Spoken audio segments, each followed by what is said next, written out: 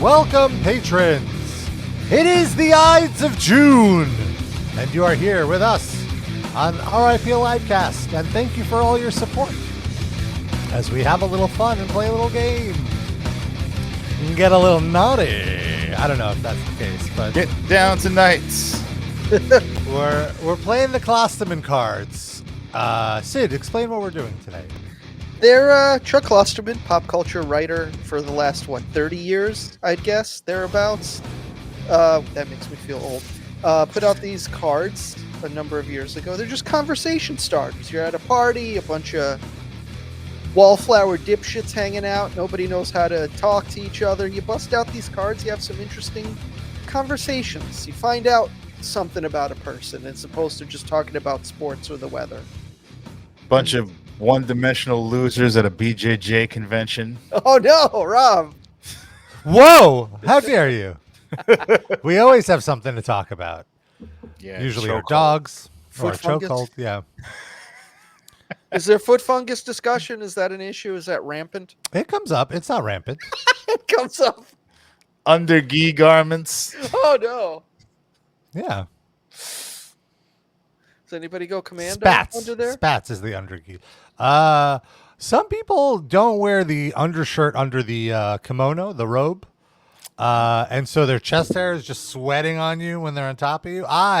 Because I sweat profusely, am considerate and always will wear a t-shirt. I would never.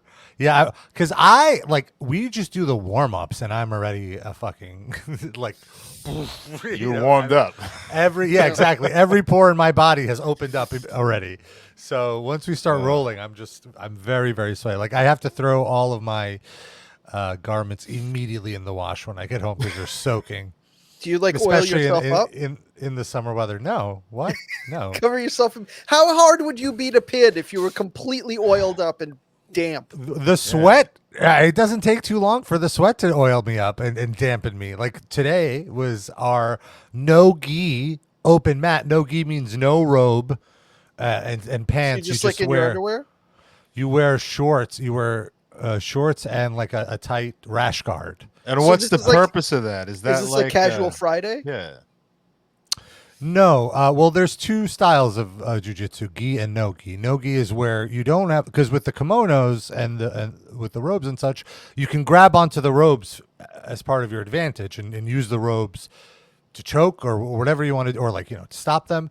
In no gi, you are not allowed to do that. You can only rely on your wrestling techniques more so. So it's a little different strategy. But couldn't you just wear the gi and the rules say you can't grab it and just leave it at that? But then why? But it's very heavy. Why would you? Oh, you don't want to wear it. Okay, yeah. As soon as you can get out of this fucking gi, there's no advantage to wearing it. The advantage is in using it as a weapon, essentially. I thought it was just ceremonial. Like you go to this class and you wear a gi. Yeah. Oh, yes. Part of it is the ceremonial, but this would be the non. I guess these are more the advanced classes. It's like I see. You don't have to wear the gi. Just work on the technique. So we got an advanced guy here. So when you're wearing the gis, you could use the other person's gi against them, is what you're saying. Can you use your own gi against them? Yes. Can you take the belt out and just straight up strangle them? No, I don't think so. But you can take the lapel of your robe, like just the corner of it, and wrap it around them and choke them with it. You absolutely can do that. I don't think you can take the belt off and choke them. I think that's a little too far, but you can use your own kimono as a weapon and their kimono as a weapon. But back to the oil. And do the hockey thing, like put their kimono over their head and just absolutely. I mean, it's not. It's frowned upon. Considered, it's frowned upon because it's their sportsmanship. It's Brooklyn Brawler style. But hey, if you're in a fight, you got to learn how to defend that shit. Can you oil yourself up a la Dino Bravo so that you're well, that's so in the no gi. Because there's so few layers of clothing separating the two of you, it's just a thin piece of rash guard. You get so sweaty that you are oiled up, and it is really like you're just slipping off the person as you're putting them in or whatever, because it gets very, very sweaty. And the thing is, it's never gotten sexual for me, though. I know we're completely going off the the topic of the show here. We'll get There's no time to be horny. There's no time. It's all just about like I have to survive this. Well, right now. eventually, I guess for some people, I want to say for me, there's no time to be horny. For others, that could be a turn on. Is it no time, or is this just not your kink? It could be both, but I do just think you have to focus so much on self-defense and offense. There's so much thinking going on. You don't have time. Like to be horny is to be out of the out of the game. See, I think I've discovered what's happening here. You're just a true gentleman, and you be gay or not, you are here to learn the crafts. And these other people are just horny. They're just low class. No, they're not. I've never felt a boner on me. I will say yet. Oh. Speaking of horny, Rob, that bottle next to you, is that like half full of cum? No. What? It's the bottom of the bottle. Oh, I just okay. The white at the bottom I thought was the liquid, and it looked like jizz. Oh no, it's just the lid. It looked like a cover. It looked like the jizz had separated. Like you know how you have the fluid part. I see. Like from the distance. Is that a Soda Stream bottle? That is, yes. Wow, Rob, BDS didn't get to your neighborhood yet. Good news. I'm no longer buying Soda Stream refills. I'm making my own refills. So I am no longer hack. Yeah, I am no longer giving them my money. So take that. Well, let's start the game. So what's the first question? First card. A Life in Film is the title. Okay. For whatever the reason, 2 unauthorized movies are made about your life. The first is an independently released documentary, primarily comprised of interviews with people who know you and bootleg footage from your actual life. Critics are describing the documentary as brutally honest and relentlessly fair. Meanwhile, Columbia TriStar has produced a big-budget biopic of your life, casting major Hollywood stars as you and all of your acquaintances. Though the movie is based on actual events, screenwriters have taken some liberties with the facts. Critics are split on the artistic merits of this fictionalized account, but audiences love it. Now the question. Which film would you be more interested in seeing?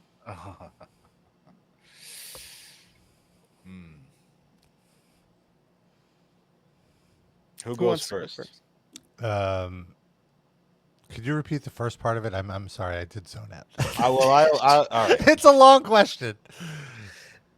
For whatever the reason, 2 unauthorized movies are made about your life. The first is an independently released documentary primarily comprised of interviews with people who know you and bootleg footage from your actual life. Mm-hmm. Critics are describing the documentary as brutally honest and relentlessly fair. Meanwhile, Columbia TriStar has produced a big-budget biopic of your life, casting major Hollywood stars as you and all of your acquaintances. Though the movie is based on actual events, screenwriters have taken some liberties with the facts. Critics are split on the artistic merits of this fictionalized account, but audiences love it. Okay, I'll go first. Which would you be more interested in seeing?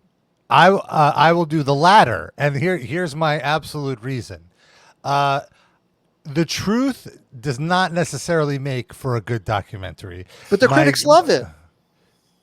Yes, but it's brutally honest. So there's a good so you chance mean it's not, I'm going to look good, bad. You mean not unflattering? Yes, unflattering. Yes, thank you. And my 2 examples, obviously the most obvious example is Saint Anger, Some Kind of Monster by Metallica. And because it's a great, if not long, documentary, but it makes them look awful. Yeah. And you leave it being less a fan, and I wouldn't want that. Why? But the one that really sticks out to me, much more than Some Kind of Monster, because even that there was some kind of Hollywood-esque monster to it, there is a Tenacious D documentary, a long-form documentary. Together. Yes, that Sid and I watched together like 10, 15 years ago. And it was very honest. It was very raw. It was just following them around a lot.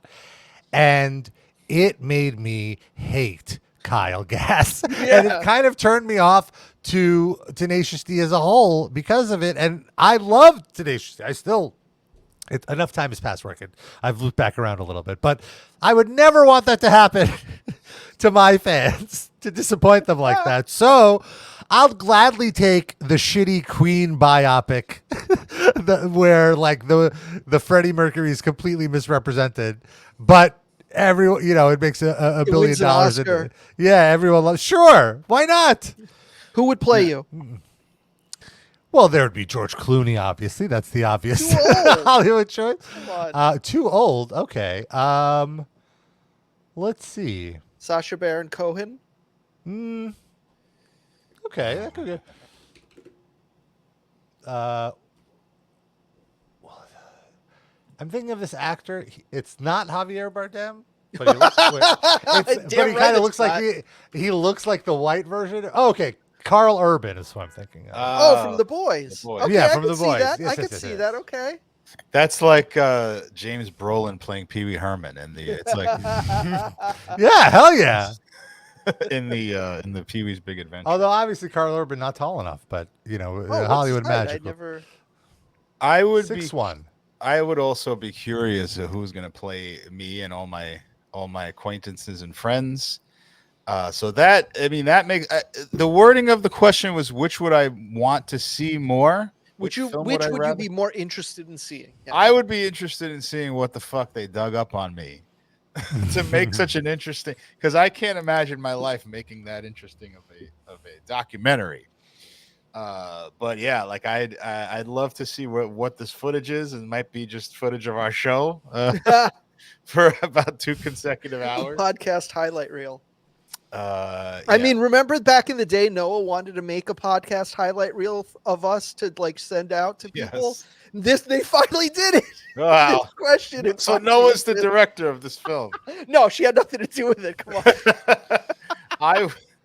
I would say I think a better movie could be produced in the fictional realm. I think you could. I have a lot of interesting anecdotes, and I think we could spin those into fictional or fictionalized accounts that could be very cinematically entertaining. I've lived a very full and rich life in the New York City tri-state area, but a documentary, I don't think there's any meat there. So I'm going with the fictional movie. Okay, so I'm going to be the only one who says they prefer the documentary. And it's, you want to know what all your friends are saying about you. You don't care. Yeah, I already hate myself, so even if I come off bad in this, like, I'm just going to think, well, I deserve that, so that's fine. I'm such a paranoid person, and at every point in my life, I'm always wondering what people really think of me. So to be able to find that out and either be like, have all my negative feelings about myself confirmed, which would be a relief because, like, okay, I wasn't just paranoid. It's actually true. I've evaluated myself properly. Everyone hates me. Or to have it completely flip, like, oh, actually, I guess I'm not as bad as I thought I was. Maybe I'll calm down now. Better try harder. Yeah. That too, yeah. But I'd be much more interested in the documentary, especially if critics love it, then there must be something compelling in there, right? So I mean, you could just ask us. You don't have to wait for a movie. But I would never trust anyone to give me an honest opinion. Oh, okay. You just say something nice, and then behind my back, everybody be like, "Can you believe that asshole asked that question?" But they've got a camera on their face, and they know it's going to get back to you. Why would that be any different? Let me hold on. Well, the documentary is described as brutally honest and relentlessly fair. Okay. So this is what critics say, and they're only judging it based on the vibe they get from the interview clips. They don't know if those people are bullshitting, but I'll take that. It's a piece of the puzzle. Even if I guess ultimately I would want to watch that, but I wouldn't want the world to watch, like just me. I want to see it. Yeah. I don't think I've done anything like that out of the norm that I'd be right. That's fair. Especially ashamed. There's movies that all the time with weirder shit in them than anything I've ever done. So that's not a huge deal. It's not making a murderer. Yeah, exactly. Is that guy still in jail? What happened to those people? I was following it for another few months after, and then I lost track of what happened. They need to have a convention with all these people from these documentaries and podcasts. Like Adnan Syed could show up, or is he still in jail? I don't even know what his deal is. Is he out? What was that one called? That was The Night Of. No, that's the HBO show. Oh, yeah, no. I know. Yeah, I can't. I don't know that one. Fuck, it was everywhere. It was like one word. Maybe. Yeah, I don't know. No, that's an all HBO documentary. This is the podcast. Oh, let's see. Serial. Serial. That's it. Yes. Ah, how did I forget that? It is nice to think that enough time has passed that none of us could immediately remember the name of that fucking thing. To be fair, I didn't watch or listen. I didn't listen to it. Yeah, I listened to it. It was fine. I listened to maybe like 10 seconds of it on NPR. Ultimately, I can't handle NPR anymore. It's too annoying. Wow, that's a Park Slope take right there. That's a sentence. Boom. Hold on, let me open my window. Fuck NPR. Oh shit! They're gonna start throwing Molotov cocktails into your Centrist lib bullshit. Yeah, Defund that shit. your co-op board just they're convening you're right out. now. Even from that joke that they overheard just now, they're convening. There's actually an NPR antenna on my roof that just picked that up, and now the NPR goons. All of your tote bags are going to get revoked, Rob. You're not going to have anything to carry babka in when it's raining. I think anything anyone says in your building gets broadcast on NPR's YouTube channel. They have a separate. This Friday at 4. Are we ready for the next question? Yes. Bob makes Yeah. the well, coolie. The industry standard. This is a long one, okay, I'm listening now. as I'm if that last one wasn't long. You are inside a very peculiar rock club. For whatever reason, the manager of this club demands that all his musical acts must take an extensive IQ test before he will allow them to perform. Been there. Tonight, there are 2 acts on the bill, and they coincidentally share the same band name, the industry standard. Both bands are alleged to be awesome. Sadly, you only have 1 hour to spend at the club due to another obligation. And the intermission and the intermission between the 2 acts is very long, so you can't watch both. Mm-hmm. You ask the manager which version of the industry standard you should watch. I have no idea, he says, but I will tell you this. The first band had the highest test scores I've ever seen anywhere. Each member of the band is technically a genius. One guy scored higher than Marilyn von Savant. Conversely, the band playing second had some of the worst scores ever recorded. One member might actually be illiterate. However, I halfway suspect they were all drunk and mocking the entire process. I couldn't tell for sure. Which version of the industry standard do you decide to see? The one that goes on earlier. So it has Like, well, I don't want to be staying out until midnight or whatever. Like, all right. Yes, I think we would all agree with that. But within the context of this question, based on their IQ results, which so one? it's the highest IQ. And what was the second one? Drunks. They were Of course, very drunk. dumb. One of them might be illiterate, but you also suspect that they were drunk and just goofing. Okay, let's assume the question is I can arrange the lineup. Yes. So I would see the band I want to see first. In that case, very easy. You got to go with the drunks, okay? The IQ guys, it's just gonna be like a Dream Theater band, and like That's get why I outta sort here, of like, figured you would pick that one. no, I want the fucking drunken fucking. I realize that my favorite bass of music and heavy music is like hardcore. You know, like whether it be, you know, like I love metalcore or math metal. You know, I love tree branches of hardcore more than I love.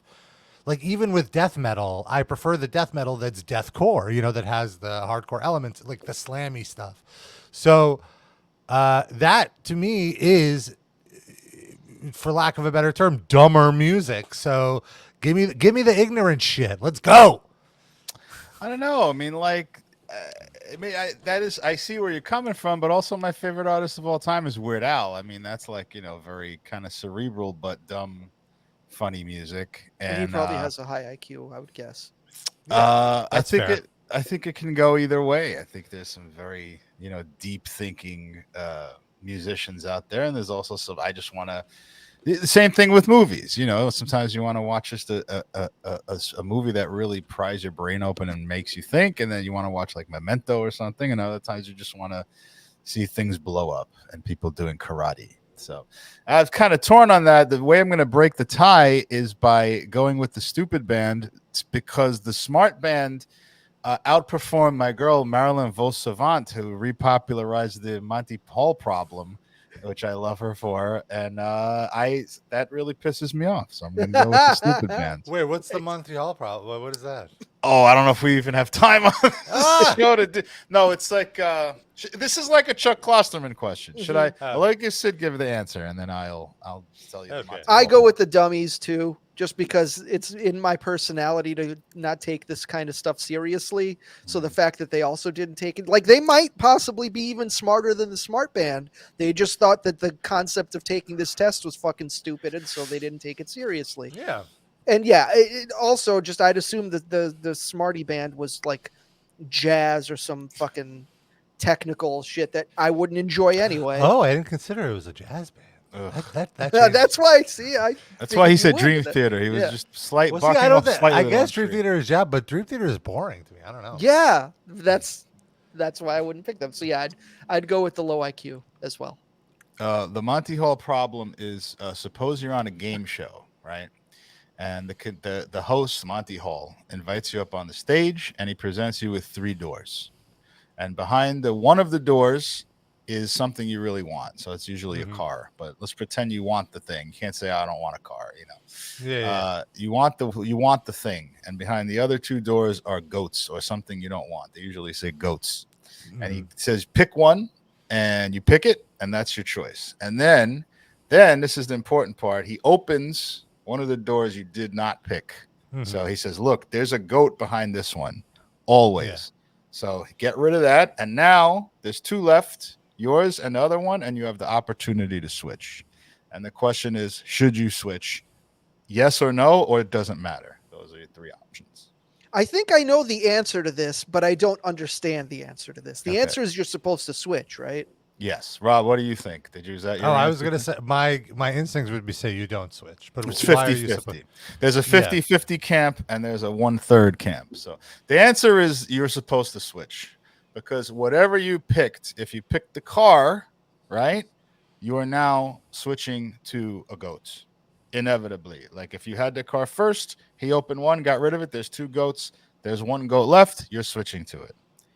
If you pick the goat, he got rid of the other goat, and then there's a car sitting behind the other one.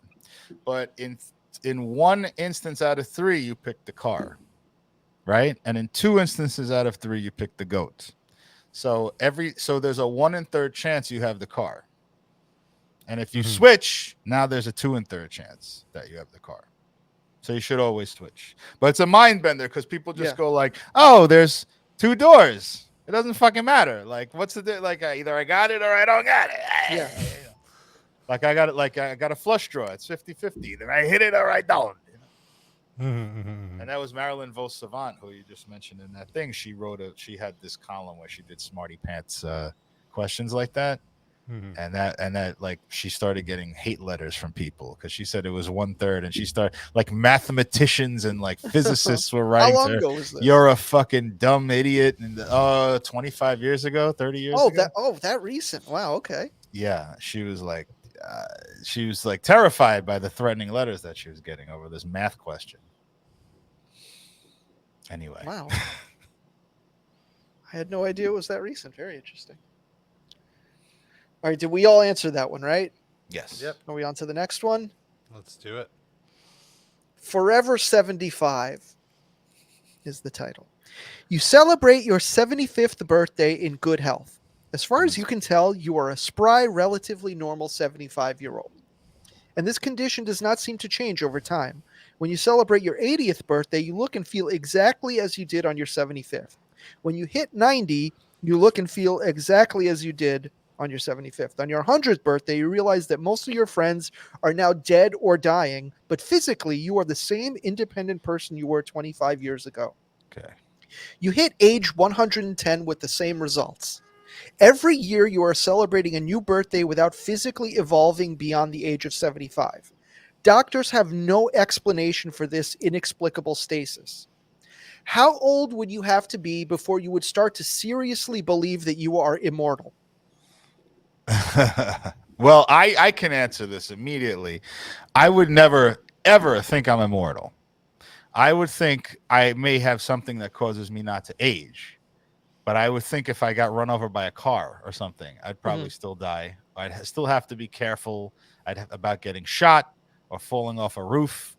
But I would, at that point, if I'm 110, I would believe that I have some kind of physical thing where I do not age, and I'm going to do this. I will live forever if I take care of myself and do not get myself killed in a weird way. So a version of immortal, but not fully immortal. Right. So when I hear that immortal in the question, I'm assuming that Chuck meant you're not going to die of old age. Yeah. Right. But I could still be shot and all that stuff. So, yeah, I think, isn't that sufficient time? I haven't aged in 35 years. Yeah. Yeah. I think that's so. enough. I think really 15 would be enough. Wait, you'd only have to live to 15 to think No, 15 past 75, I meant. But that's weird. Fair. Why did this thing I have let me get to 75? So I'm already like kind of old. I can't even enjoy it. Yeah. Do this when I'm 40. You could be president there. At some point, it feels like torture. Like once all of your relatives pass away and friends, you know. What if you don't like your relatives and are only tepid about your friends? Well, then what's the point of living? You keep living, you find better friends. Eventually get to the right ones. That's exactly. I know Sid might be joking. That's exactly what I was going to say. In all sincerity, like not that I wouldn't be sad to see my friends go. I think there's a big existential thing here where, like, if you do lose all your friends, that is very sad. But I think I'd still rather live. Well, what's the alternative? Just not existing? Yeah. Like, I have friends and family members that have passed away. I remember them fondly, you know, but I don't stop wanting to live just because they're gone. I feel like it'd be the same thing. Over time, I would make new friends. Especially if you're like famous for not aging or dying. Like, so many new people would be coming into your life constantly. Oh, my ass wouldn't tell anybody, though. Are you kidding me? But people would figure it out eventually, no? Slowly but surely. Like, hey, that guy's still here. Didn't he look at this picture from 30 years ago? And they got to go, motherfuckers. Then you move. You have to constantly be on the run. Might start telling people. I don't want to be the fucking freak that gets put in a circus or something, like, you know. Guy, the man that doesn't age. Like the immortal thing, I would have to like survive a plane crash to actually start thinking I was immortal. Otherwise, I'd still be afraid that death was around the corner at any point. Maybe if I reached like 130, like an age you only hear about people like in biblical times living to and not actual people, then I'd be like, all right, this is maybe something's going on here. But before then, I'd just be constantly worried that something was going to happen. Well, Sid, I don't want to put the kibosh or the jinx on you or the maloikia, but like you look exactly the same as when you were 20-something, man. It's true. And I've told you the plan was never a secret. Is if you let yourself go early, then you just keep you sort of steady Eddie all the way down. I think all three of us look pretty much the same, other than stylistic choices. But maybe like a few more grays. Yeah. Though not even on Rob, but me and Darren at least have had a few more grays. But other than that, I definitely have grays. Where? You dye your beard? No. Pubes? I guess it's a handful. Yeah. Okay, yeah, I see it. But yeah, if I shave, it's really not visible at all. I mean, people think I'm in my early 30s a lot of the time. Yeah. Knock on wood. Not taking anything for granted. Robert, what's your answer? I agree with Darren in that I would never assume that if someone shot me, I would survive. I would just assume that my health would never go. I would still be careful. Like, I'm not about to start doing heroin, unfortunately. But I don't know how long I'd want to even live, imagine how good you'd be at jiu-jitsu if you just kept being able to practice. Right? Like, they'd have to invent new color belts just because of how long I'd be at it. I got a follow-up question. So let's say whatever age you are now, there's some fixed number of years you have left to live. Like, it's written in the fate, in the stars or whatever. And you have the opportunity to go back in time into your old body and live that number of years, and you're going to die anyway that number of years. What age would you, let's say it's 30 years.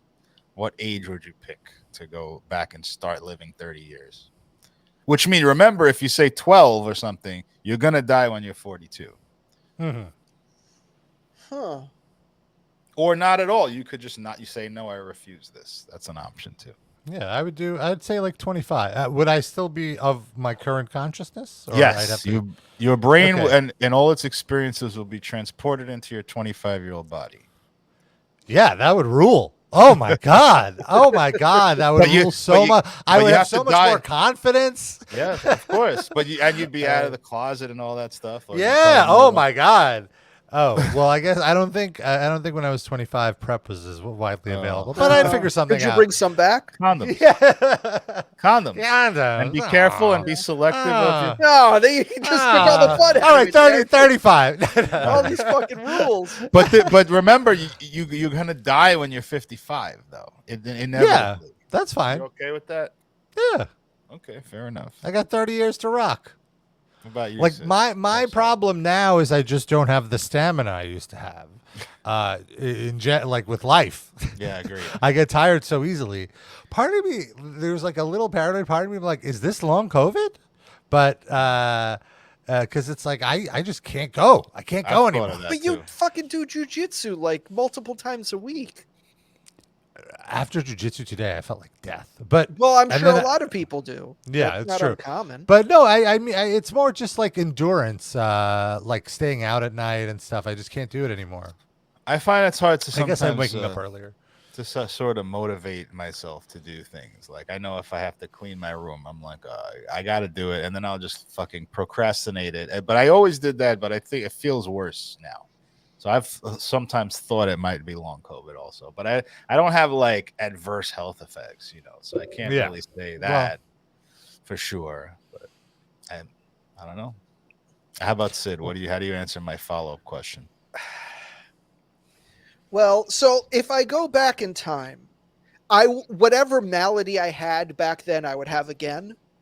Yes, you have the same body with all its pluses and minuses, whatever that might entail. So then I guess maybe I go back to like 30. And you'd live to 60. Because I would have already had a couple of cancers behind me at that point. I don't want to have to go through that stuff again. And you didn't have cancer after that, right? I mean, so far. Oh, up to now. Yeah. I didn't mean to jinx Other you. stuff. Toy.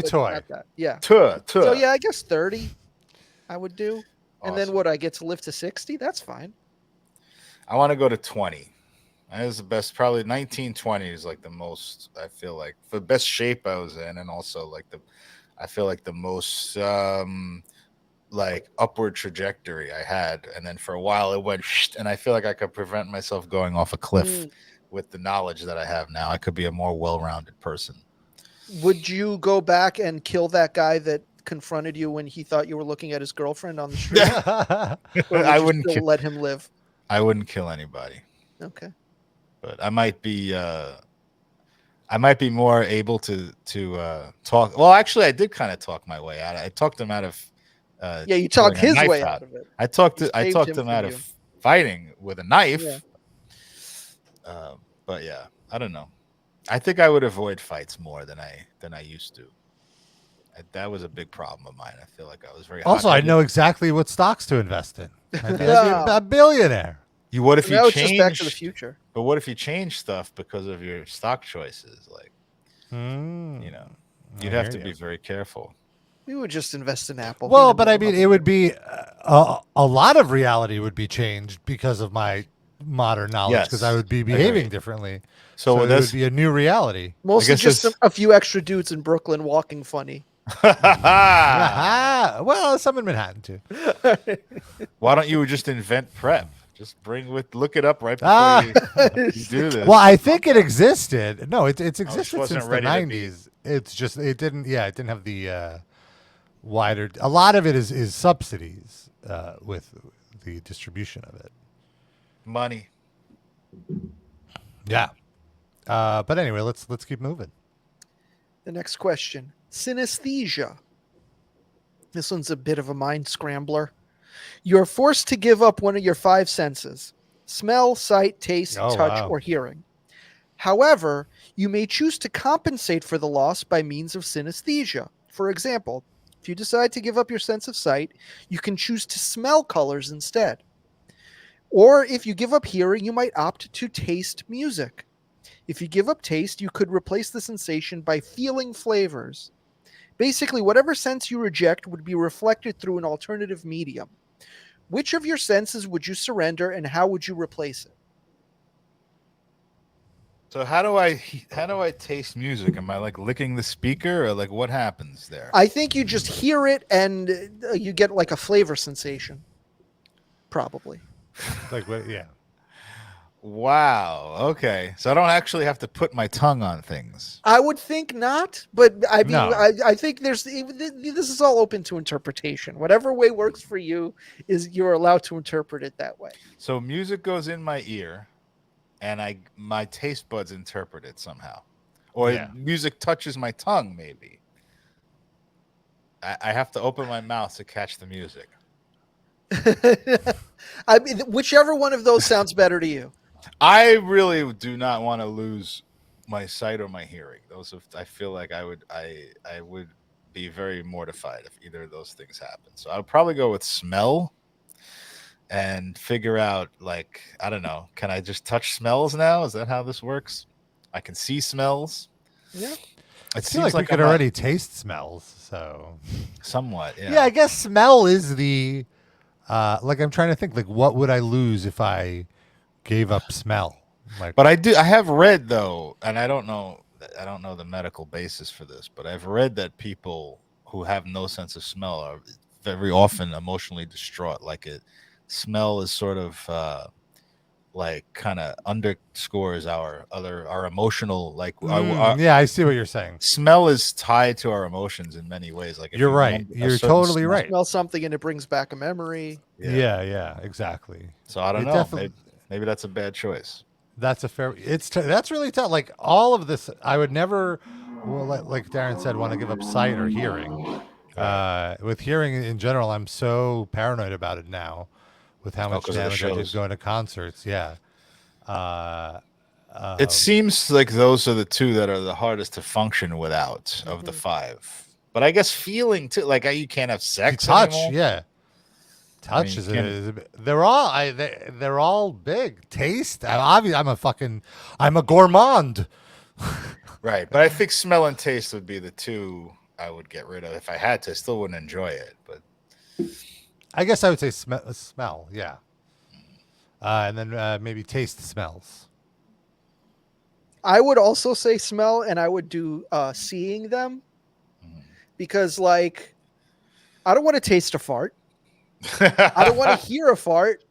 I don't want to touch poop, right? Well, but you if I hear see farts it, anyway. I could know to like, I'll Yeah. go the other way. That's the one that's Oh. at the most removed. So I feel, because I'm more, obviously I always go to the negative side of things. So I'm not concerned as much about good smells and how I would experience them. It's more about avoiding bad smells.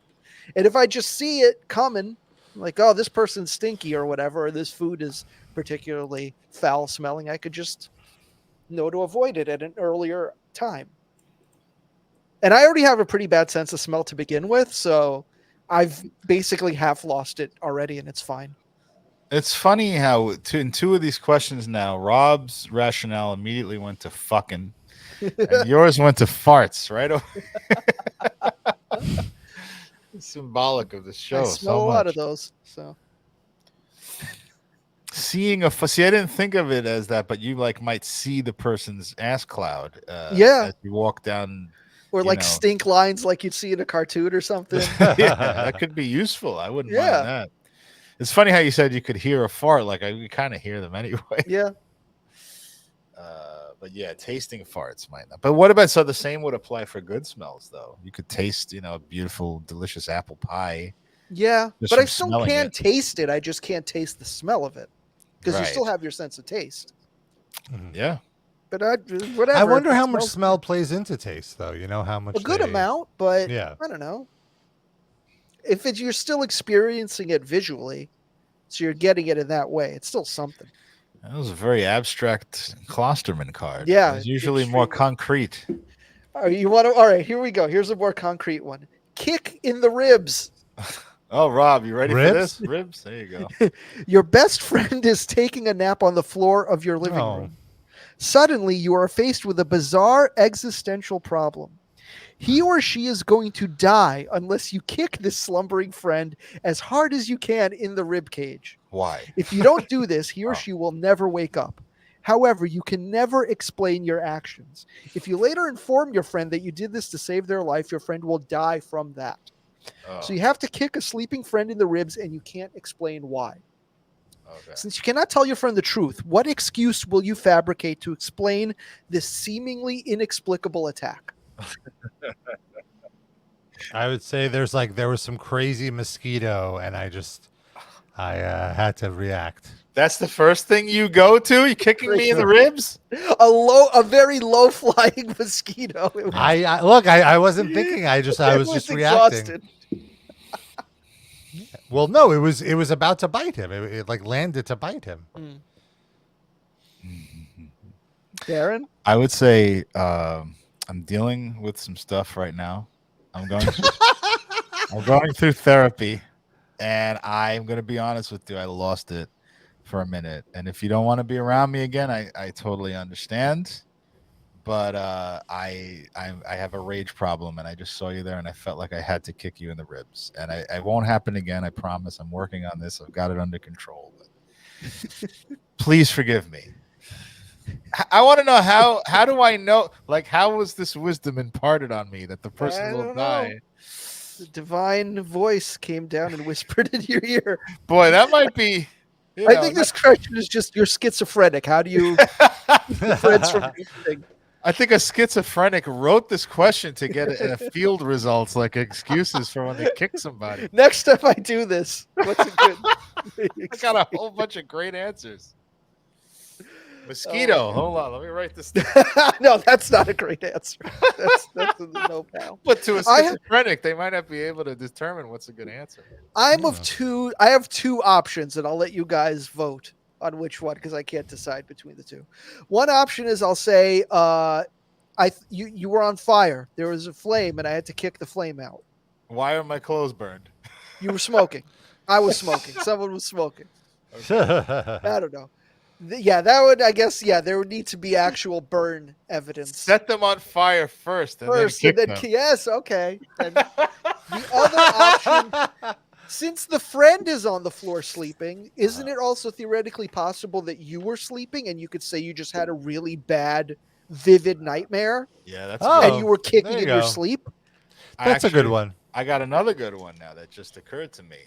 I came home. It was 2 a.m. You were sleeping on the floor, and I thought you were an intruder. But then it would have to be that specific scenario. It would have to actually be that time. Oh, well, it could be. That could be a fly at 5 p.m., I feel, also. But I assume since my friend is sleeping at my crib and the friend's on the floor, it's late at night, I assume. But even if not. But wouldn't they have asked you to be there? Like, you would have must have already known. I came home. I was a little tipsy. I forgot you were staying over, and I thought you were a burglar. Boom. But Darren, you haven't drank in 30 years. That's true. Well, I'll offer that one to the schizophrenic to use. I can't use it. No, but also that works because you can be like, yeah, I haven't drank in 30 years. That's why I got so fucking drunk drinking this first time. And that's great. Reacted in such a violent way. Clearly, I need to go back to not drinking. Thank you for helping me find that out. We came up with 4 good answers to this question. Well, you don't like Rob's. I thought it was okay. And not a mosquito. Maybe if it was like a mouse or a rat or something. But a low-flying mosquito and you kick it? That's such a violent... Fucking possum. I didn't want you to get a mosquito bite, so I kicked you full force in the ribs instead. or wait, what? Those cicadas, we just gotta end them. Yeah. New York 1 said we have to kill the moths or else they'll populate. The lantern flies. The lantern flies, that's what I'm thinking of. Yes. So there are also now cicadas. Yeah. All right. I have one more. Grizzly weather. This is sort of similar to the last one, slightly different. It's a long one again. Think of someone who is your friend. Do not select your best friend, but make sure the person is someone you would classify as considerably more than an acquaintance. This friend is going to be attacked by a grizzly bear. Oh boy. Now, this person will survive this bear attack. That is guaranteed. There is a 100% chance that your friend will live. However, the extent of his injuries is unknown. He might receive nothing but a few superficial scratches, but he might also lose a limb or multiple limbs. He might recover completely in 24 hours with nothing but a great story, or he might spend the rest of his life in a wheelchair. Somehow, you have the ability to stop this attack from happening. You can magically save your friend from the bear, but his salvation will come at a peculiar price. If you choose to stop the bear, it will always rain. For the rest of your life, wherever you go, it will be raining. Oh, Sometimes it will pour and sometimes it will drizzle, but it will never not be raining. But it won't rain over the totality of the earth, nor will the hydrological cycle be disrupted. These storm clouds will be isolated and they will focus entirely on your specific whereabouts. You will never see the sun again. Nope. Do you stop the bear and accept a lifetime of rain? Nay. Sorry. Yeah, and Sorry. the thing about it is, there is at least some chance that I'm resigning myself to a lifetime of nonstop rain for what could be a 24-hour, a few scratches and a nice story thing. This is sort of the Monty Hall problem. Yeah. So I don't want. I mean, first of all, you have plausible deniability because the friend will never know. Yeah. You can always say to yourself, maybe. And I'm imagining it's Mark B. Oh, so. that's no. Come on, this is more than an acquaintance. You got come on, Rob, do better than that. When's the last time you saw him in person? Yeah. All right. Other than out your window 8 miles away. And we all should also say specifically which friend we're thinking of. Like if you did want to confess, you go to them and you say, "Look, I just didn't want to be in rain all the time, so I didn't prevent you from getting killed." By I would be suicidal if it was raining all the time around me. Like I'm not even exaggerating. I get my mood swings very much with the weather. My point is, you could never even confess. So it's like you have an easy, you always have an out because you can't even tell them because they'll never believe you have the ability to do this. So I would not do it. I would not help my friend. Sorry again. And also, I hate to be too meta with this, but who's telling me this and why do I necessarily believe them? So that has to be factored in. Like they could be telling the truth. But that's another variable. You know what I mean? Like maybe this is bullshit, but maybe it's real. That's how my OCD brain works.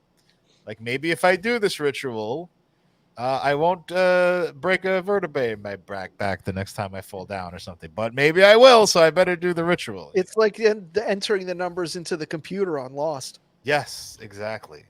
Which turned out to actually do something. One of the few things on that show that it turned out to actually do something. if the friend Darren was Damon Lindelof, I'd send the fucking bear to his house. I'd find where I can hire a bear and contract the bear out. Buddy, little twerp. And I sat through fucking Prometheus. That fuckface. I still have not seen that. I didn't know. Has been good. I have not seen the movies. I went to see Prometheus in the theater, not knowing it was attached to and produced by and written by Damon Lindelof.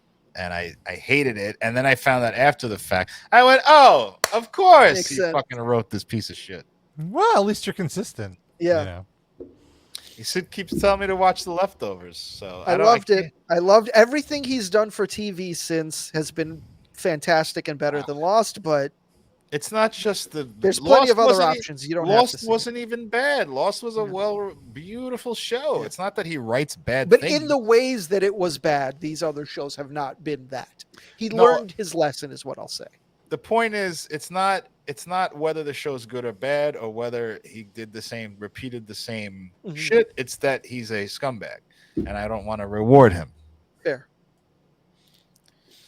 And didn't he do something else that he got mildly canceled recently that was kind of reprehensible? Not like it wasn't I don't think it was something he did recently. I think it was comments he made or something from the Lost Writers Room that came back. Oh yeah. It wasn't like Harvey Weinstein shit, but no. It was it was being a dickhead. It was either like not having enough female writers or something with the black perspective in the writers' I think it was something with the black perspective. Yeah. I think it was like a racial thing.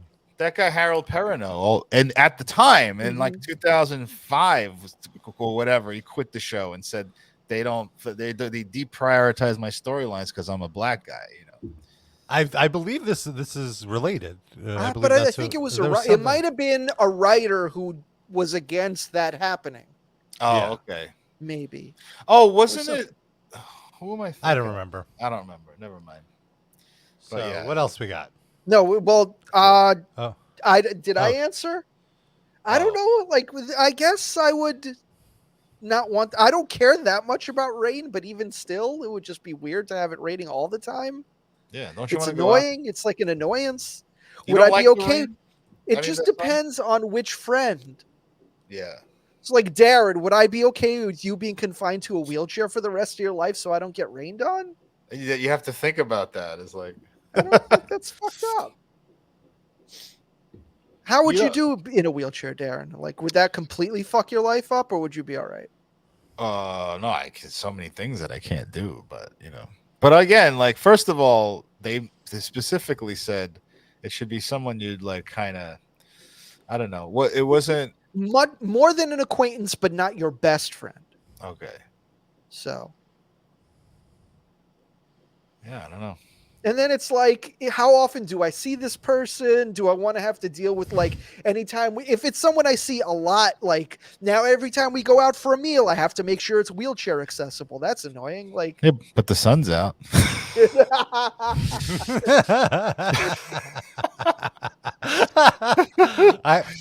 You have a point. You have a point. I guess it'd just be an excuse to see the person less.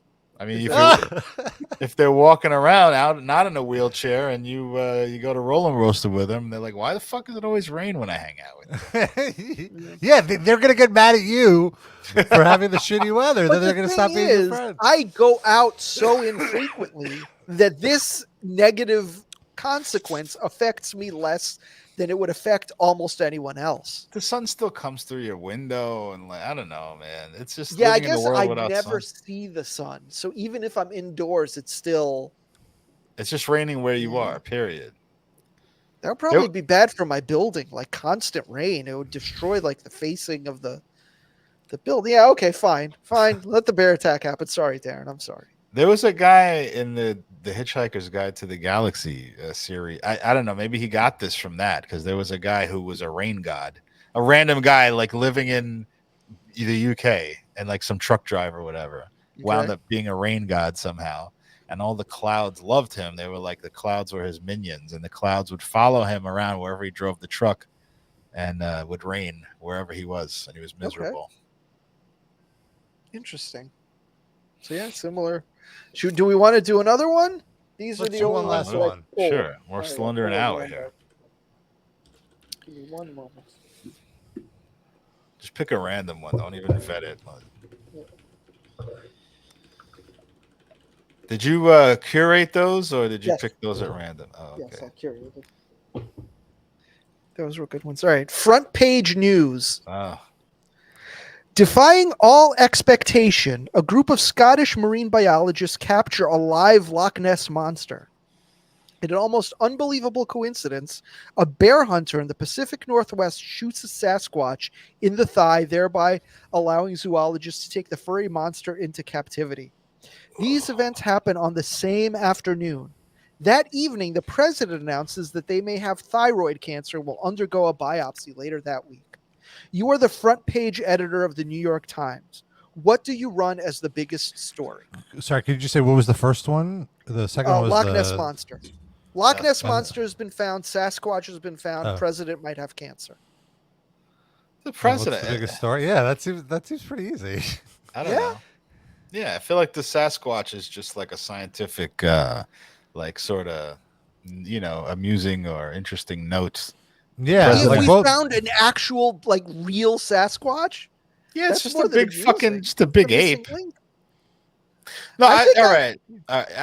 I get what you said. Like it's big in the scientific community for sure, but it's like the if I'm running a newspaper, I think it's like I don't think the majority of people care about that as much as they would about the president potentially dying. Yeah, I agree. Like these are both these. Like even if they found the Loch Ness monster, so what? What's like the threat? Like it's just a fun story. That's like that's a middle of the news show segment. President having cancer. That's top story. Might have cancer. Oh, Top story. I didn't catch the mite. He's going for a biopsy. He may have thyroid cancer. See, I'm leaning towards the Sasquatch because thyroid cancer, I don't know that many people die from thyroid cancer. That's pretty treatable. Like, we just cut the thyroid out, give you some medication. Then you talk like RFK. Yeah. And also, like, the fucking presidents we've had lately, who would be surprised that fucking Joe Biden had any kind of cancer? You'd be like, yeah, I'm sure. Yeah. We've got it. Sasquatch, I think, is maybe the fact that he specifically mentions the New York Times, they probably would do the president thing just because of the fucking New York Times. They would think that's the classiest of the three stories or whatever. But if it was me, if it was my newspaper and I was in charge, I think I would go Sasquatch as the biggest. Fair enough. Okay. I guess we could do one more since that was a pretty quick one. What if the Sasquatch has thyroid cancer? What if the Sasquatch becomes the new president? But yeah, by the way, Sid, Mr. I beat cancer twice. Oh, thyroid cancer. Well, on the scale, I don't like. I think that's one of the less like grim terminal ones. All right, body versus mind. You were given a choice between two rewards. The first reward is to be twice as intelligent as you are right now. You'll be able to read twice as fast and remember twice as much. The size of your vocabulary will double, and you'll be able to solve intellectual problems with twice your current aptitude. The second reward is that you will never again feel sick, even when you are. And you can always be whatever weight you want, regardless of what you eat or how little you exercise. You can simply imagine the body you would like to have, and that is the weight you will magically become. Which reward do you choose? I feel like I'm already pretty smart. Like I have much more troubles with my weight. But sorry, not to interrupt, Aaron. Go ahead. I really, but I am waffling a little bit only because I want to retain. Like, I feel like. What was the mind part again? Can you just read twice as fast? Read twice as fast. Remember twice as much. The size of your vocabulary doubles. You'll be able to solve intellectual problems with twice your current aptitude. I would like my brain to retain its power as I get older, so it's something I think about occasionally. So that might be, I'm 50-50 on that one.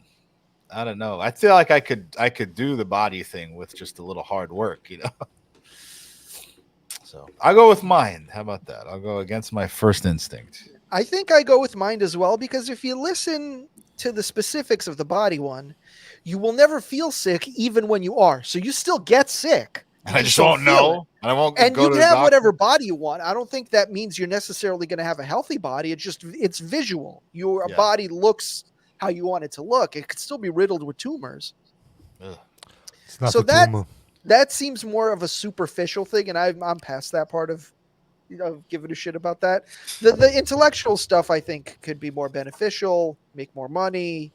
Just like as you get older, you want your mind to be there for you.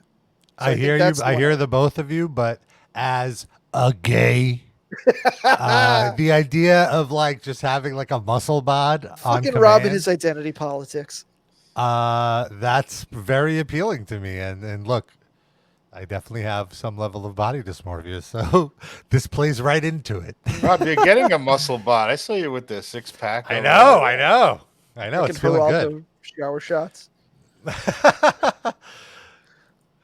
But there's a guy that has the body and the mind, Geraldo Rivera. Huh? We should all. I would see like the one appealing part about the mind thing was that it would improve my focus, because I feel like my focus is so shot. I could barely. I wonder why that happened. I could barely read a long article, of a topic that I'm question. That I'm exactly. I mean, great point. It's just I am all over the place, baby. So that would be more useful to me, but I would get laid more. So it's so tough. How can you get laid more? You get laid all the time. Yeah. There's always room for improvement. Jesus Christ. You don't think being smarter will get you laid more too? I could see your point, but you can manipulate these grinder guys a little better. That's a fair point. Okay. They can't see how jacked you are from behind anyway. Now we're talking.